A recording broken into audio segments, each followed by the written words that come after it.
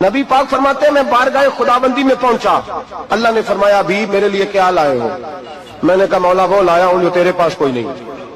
رب کریم کو سارا پتہ ہے، پھر بھی پوچھتا ہے محبوب میرے پاس کیا نہیں؟ فرمایا تیرے پاس عاجزی لے کے آیا ہوں، تجھ سے بڑا کوئی نہیں، تو کس کے آگے عاجزی کرے گا؟ سب سے بڑا تو ہے، میں عاجزی لایا ہوں۔ تو کہا ابھی مانگ لے۔ نبی پاک نے کہا اللہ تو میرے ساتھ گناہگاروں کی بات کر، یہ بھول جائیں گے، پھٹک جائیں گے، اے اللہ غلطیاں کریں گے تو کیا کرے گا؟ رب کریم نے کہا محبوب میں تیرے ساتھ وعدہ کرتا ہوں تیری آدھی امت بغیر حساب کتاب جنت میں داخل کر دوں گا۔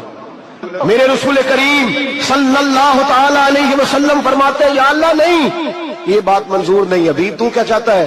تو کہا اللہ تو مجھے سفارش کا حق عطا کر، تو مجھے اجازت دے، میں کہتا جاؤں تو معاف کرتے جانا۔